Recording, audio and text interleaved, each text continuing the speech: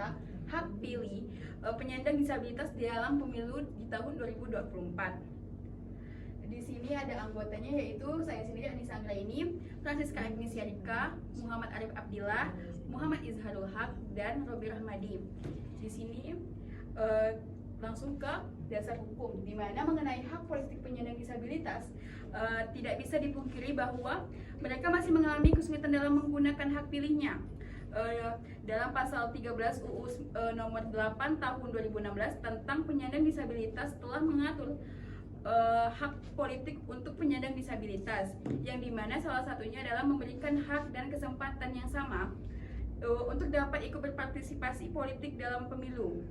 Namun di pasal 75 ayat 2 UU tersebut menyatakan pemerintah dan pemerintah daerah berkewajiban untuk menjamin hak dan kesempatan bagi penyandang disabilitas untuk pemilih dan dipilih.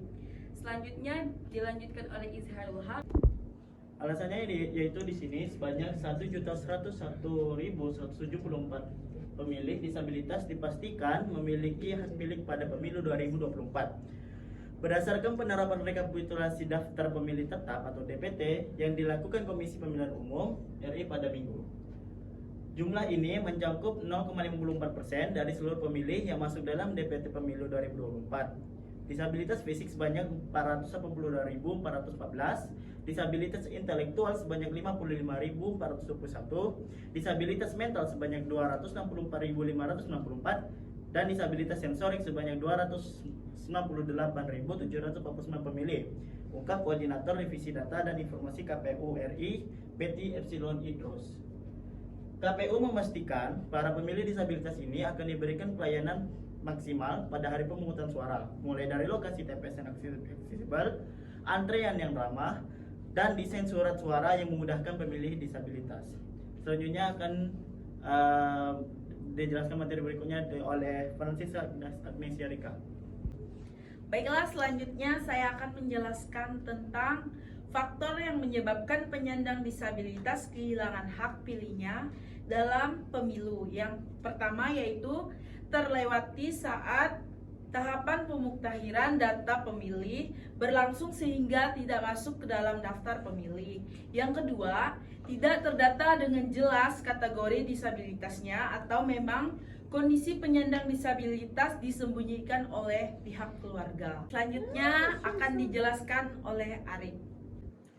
Oke, di sini saya akan menjelaskan tentang penghambat yang dimana yang dialami oleh penyandang disabilitas dalam pemilu. Yang pertama ialah keterbatasan dalam mengakses informasi pemilu. Yang kedua, keterbatasan pengetahuan dalam mengakses nama-nama calon anggota legislatif.